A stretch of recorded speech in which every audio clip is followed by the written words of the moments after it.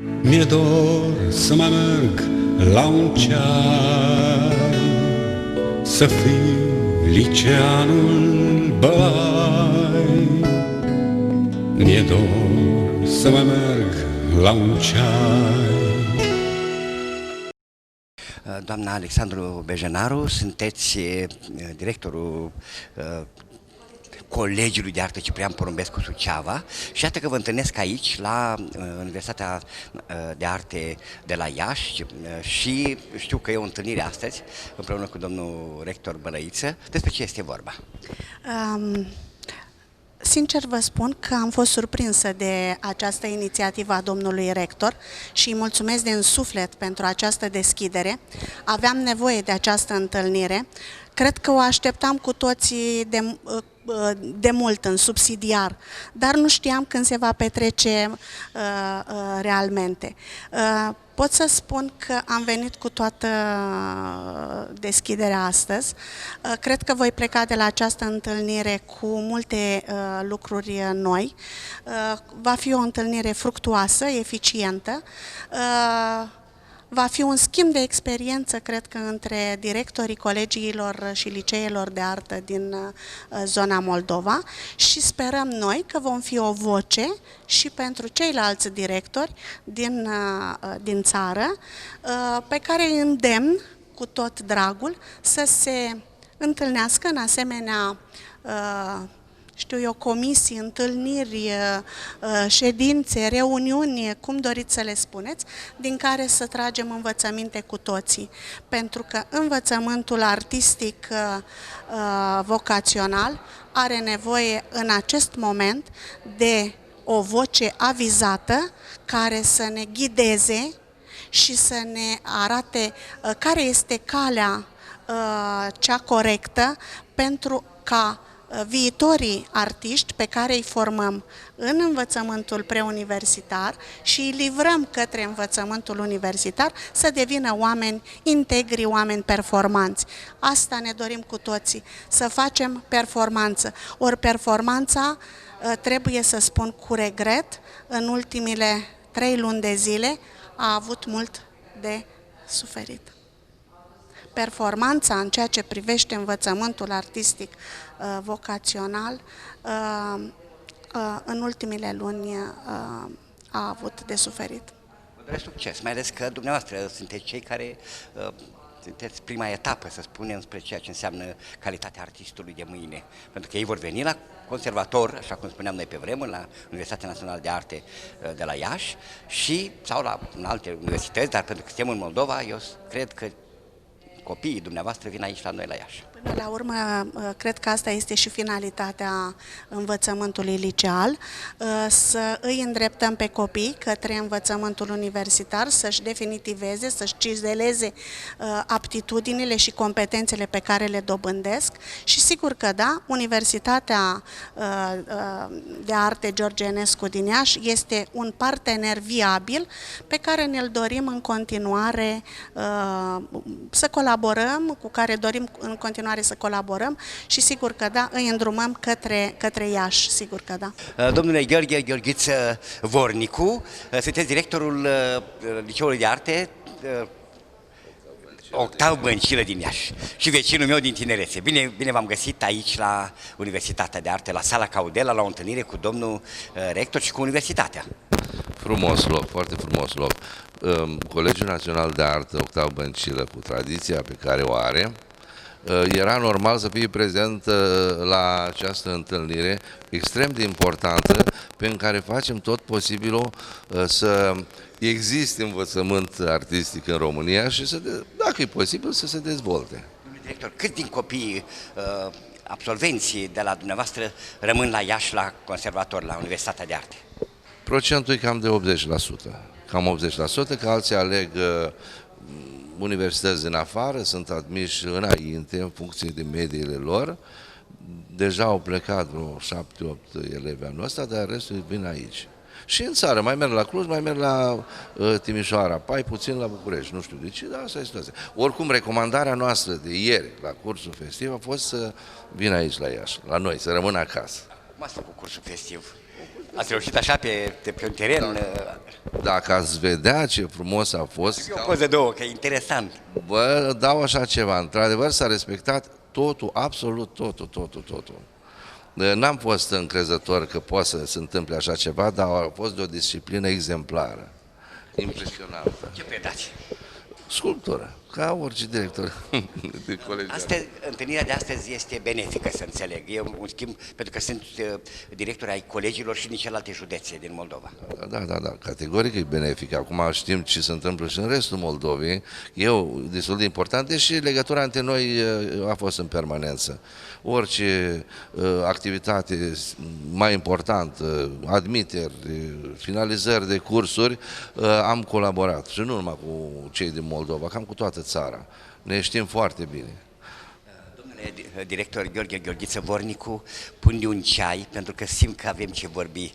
Având în vedere și experiența dumneavoastră și activitatea și vecinătatea, dar și implicarea în viața cetății ieșene. Și vă întreb acum, aveți o activitate permanentă și ca expozant și ca, lider de grup de expoziție împreună cu profesorii, cum procedați? Nu există alte variante. Activitatea și ca profesionist, ca artist plastic și activitatea ca manager a Colegiului Național de Artă. Astea sunt bine. Cum aș putea eu veni în fața elevilor mei să nu mai practic sculptura? Aș avea ce le spune, n-aș avea ce le spune. Că să îi luați și faceți expoziție împreună cu ei, probabil. Înțeles, totdeauna fac lucrul ăsta. Adică ne-am obișnuit să facem niște mici expoziții împreună, expozițiile curente și, bineînțeles, da. Eu vă doresc succes. Mulțumesc, la fel. Să ne vedem cu bine. Acum, vara numai ceai cald, că în decembrie, așa putem pune și o cară de vin. Mulțumesc frumos. Doamna Carmen Corlățeanu, sunteți directorul liceului, Colegiului de Artă Victor Brauner din Piatra Neamț.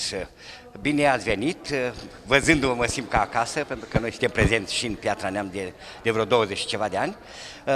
Cu ce gânduri astăzi și cum vedeți întâlnirea directorilor de la nivelul Moldovei a colegiilor de artă cu universitatea?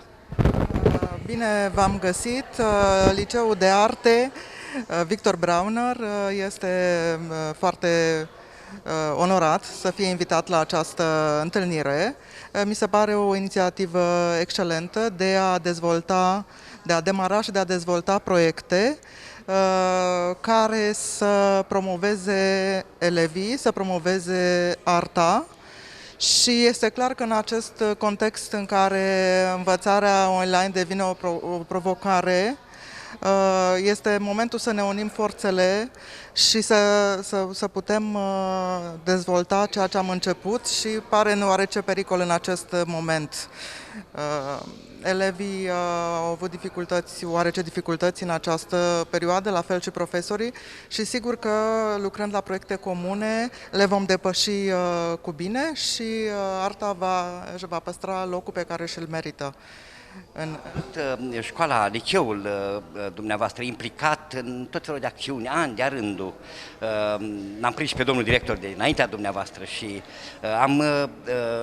am văzut cât de importantă este arta la Piatra Neamț și legătura cu conservatorul din Ardeal și toate celelalte lucruri, vacanțele muzicale pe care le-ați găzduit și la care v-ați implicat, concursul de nivel național.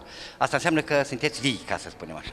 Da, suntem foarte vii și ne bucurăm că suntem vii. Avem concursuri tradiționale, sunt două concursuri Erenescu și concursul Cerni, care în anul viitor școlar ajung la ediția cu numărul 30. Avem concursul Elena Botez, care anul viitor va ajunge la cea de-a 4-a ediție.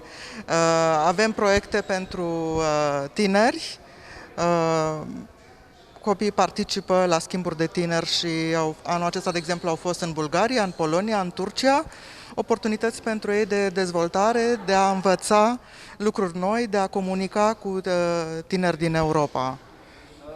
Succes, felicitări, succes și bun venit la Iași, pentru că mare parte din copiii dumneavoastră, din absolvenții, vin la Iași, din câte știu.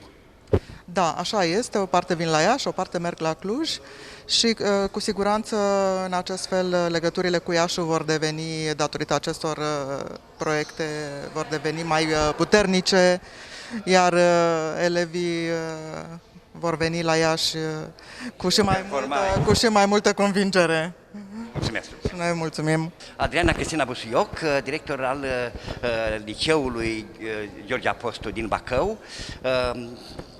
Un oraș frumos, un oraș în care noi ne vedem cu Telemoldova, pardon, și pe UPC, și pe RDS, și pe Telecom, digital și analogic. Suntem prezenți, ca să spunem așa, așa cum am observat calitatea și implicarea dumneavoastră în actul artistic la nivel de județ. Mai ales că e și o asociație acolo, cu un domn fost ministru al culturii. Câteva lucruri despre prezența ei și despre școala dumneavoastră. Colegiul Național de Artă George Apostu din Bacău a venit prin mine astăzi la o întâlnire cu decanii și domnul rector al Universității de Arte din Iași, tocmai pentru a vedea cum putem face o continuitate între etapele de învățare, din etapele de formare ale viitorilor artiști, pentru a înlesni de altfel o continuitate între școală și universitate, pentru a încununa frumos demersul de învățare a artei, ceea ce este destul de anevoioasă, știți, e un creuzet continuu. Câți din absolvenții de la Bacău vin, să spunem, la noi, la Universitatea de Arte din Iași? Această pondere variază anual, dar cred că în proporție de 50% vin dintre cei care acced spre învățământ de artă. Sunt competiții, sunt activități speciale la Bacău. Spun asta gândindu-mă și la ceea ce face Asociația George Apostu. Îl cunosc pe domnul președinte de acolo, care a fost și ministru secretar de stat. Dacă există o colaborare cu comunitatea, cu administrația, cu instituțiile culturale la nivel de Bacău. Da, școala noastră este foarte implicată în toate activitățile cultural-artistice ale urbei. Avem o colaborare foarte bună cu Filarmonica din Bacău. La orice solicitare a domnilor lor, corul, o parte din orchestră participă la concerte, cel puțin din Ateneu. Elevii noștri au o extraordinar de bună ocazie de a cânta cu profesioniști, ceea ce înseamnă un plus pentru formarea lor artistică. De asemenea, cei de la secțiunile de plastică, de arhitectură, sunt într-o colaborare foarte bună cu Muzeul de Istorie, cu activitatea artistică din Bacău și de asemenea cu asociația, așa cum ați remarcat. Avem concursuri naționale, un concurs foarte important pe care îl facem noi este Primăvara Artelor. Din păcate, anul acesta, din cauza pandemiei, nu a putut să aibă loc, dar încercăm să ne implicăm în tot ce se poate, eveniment cultural fiind, tocmai pentru a le înlesni elevilor noștri impactul cu publicul, obișnuința cu scena, toate lucrurile astea care îi definesc ulterior ca artiști, să poată să nu aibă trac pe scenă, să poată să simtă emoția, relația cu publicul. Succes! Vă mulțumim foarte mult!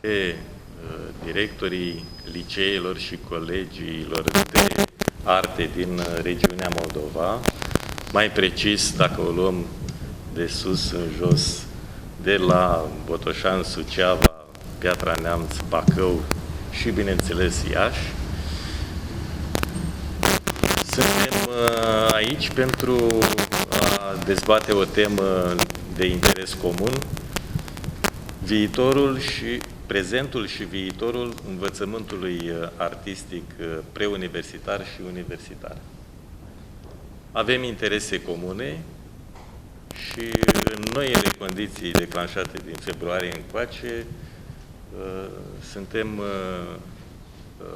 în aceeași barcă, în sensul că trebuie să ne punem toate eforturile împreună pentru a găsi soluții cât mai bune pentru prezent și pentru a proiecta cât mai bine viitorul în privința educației artistice a tineretului din țara noastră.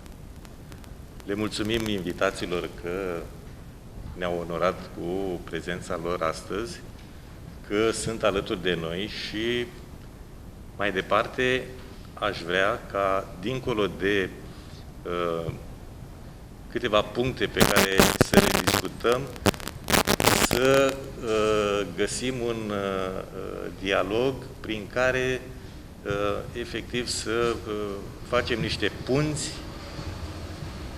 care să devină permanente între noi. Bineînțeles că numitorul comun în ceea ce privește interesele noastre e legat de colaborare. Avem foarte multe idei pentru a putea materializa aceste intenții de colaborare. Mai întâi avem interese comune privind conținuturile programelor de educație, atât la nivel liceal, cât și la nivel universitar. Aceste conținuturi, din câte am înțeles, prin discuțiile pe care le-am avut deja, ar trebui mai bine corelate. Apoi avem interese comune în a ne promova toate ofertele educaționale și toate activitățile care sunt foarte numeroase și sunt foarte consistente pentru fiecare liceu în parte și pentru universitate. Nu în ultimul rând, faptul că noile condiții presupun acum transformarea modalităților de predare-învățare. Avem de învățat și noi unii de la alții, cum să se desfășoare toate aceste activități. Așa că e foarte bine să împărtășim fiecare dintre noi experiențele pe care le avem.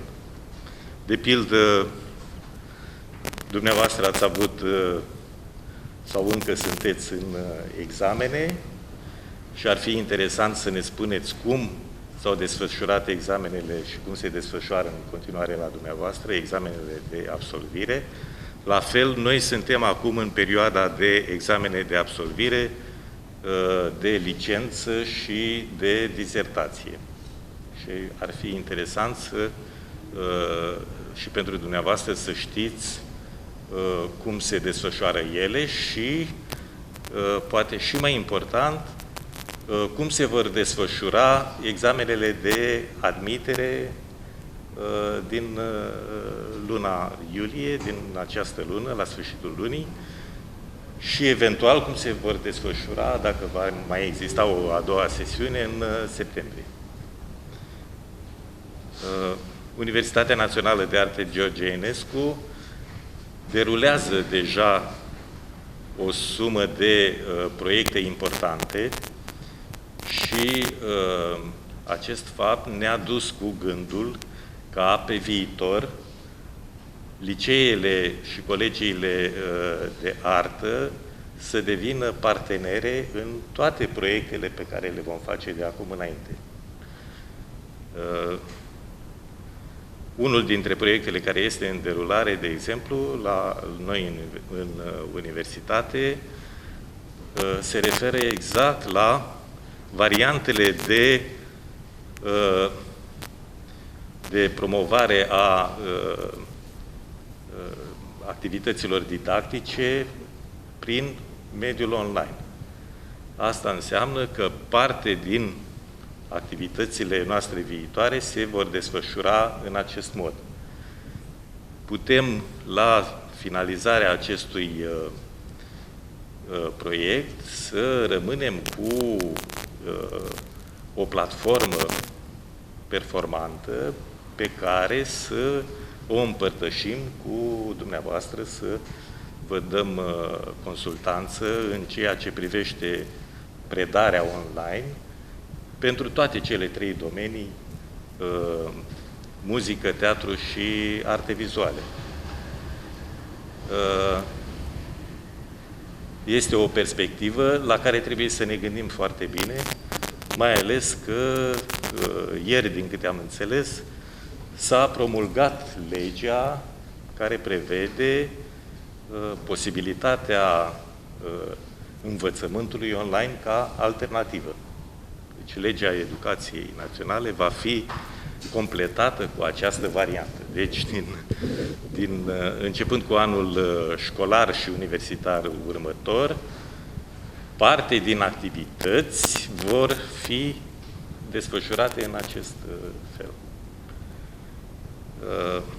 Deci, vă asigurăm că vă vom sprijini logistic pentru toate aceste activități și ne-am mai dori ca în discuțiile pe care le avem să vedem care ar fi cele mai bune pe viitor, cele mai bune variante de programe de învățământ și pentru mediul preuniversitar și pentru mediul universitar, care să corespundă noilor cerințe pe plan național și internațional.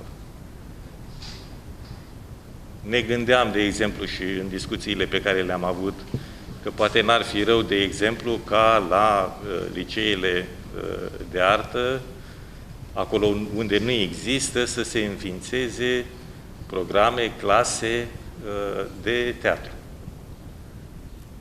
sau alte programe care să aibă o continuitate, care sunt deja prezente la noi în universitate. O clasă de teatru există doar la Iași. Da.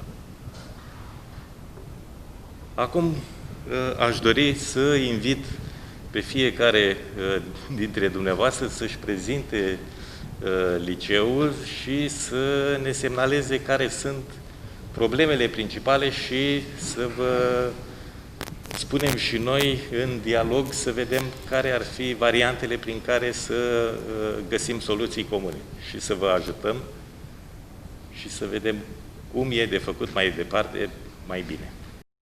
Mi-e dor să mai merg la un ceai, să fiu liceanul Bălai.